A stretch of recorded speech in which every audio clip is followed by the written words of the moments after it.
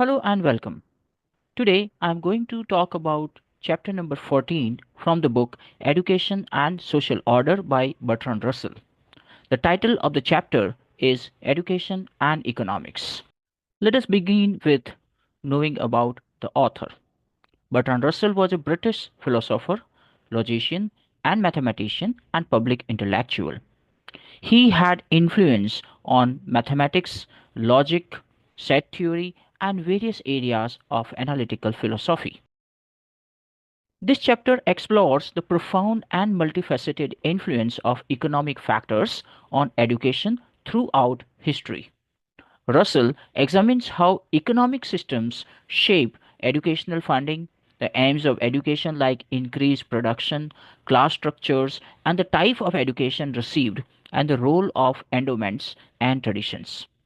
Russell argues that economic forces significantly shape educational systems across history and different nations.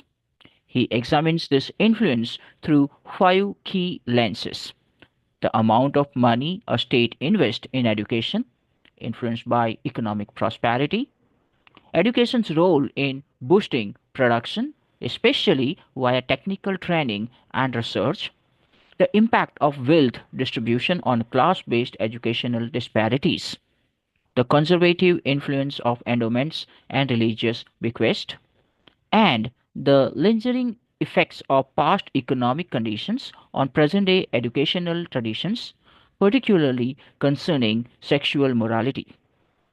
Author argues that economic systems, particularly capitalism, create inequalities in education, fostering competition and conservatism, and contrast this with a hypothetical communist system, suggesting it could potentially lead to a more meritocratic and less socially divisive educational landscape. Some of the key terms are this.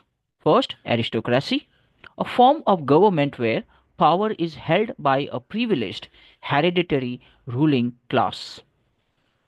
Bureaucracy, a system of government where decisions are made by state officials rather than elected representatives.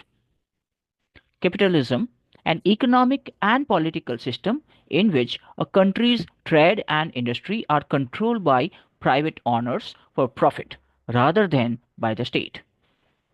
Communism, a political and economic ideology that advocates for a classless society in which the means of production are owned and controlled by the community. Economic determinism, the theory that economic forces determine all other aspects of society, including culture, politics, and education. Industrial Revolution, a period of major technological and social change that began in Great Britain in the late 18th century and spread to other parts of the world, marked by the introduction of new machinery, factories, and mass production.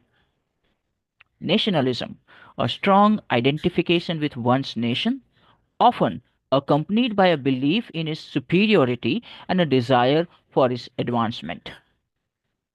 Plutocracy, a society governed by the wealthy. Rationalism, a belief in the power of reason and logic to understand the world.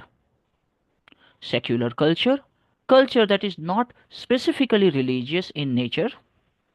Socialism, a political and economic theory that advocates for social ownership or control of the means of production and distribution of goods and services. Utilitarian, relating to the philosophy of utilitarianism, which emphasizes actions that promote the greatest happiness for the greatest number of people. So that's all from my side.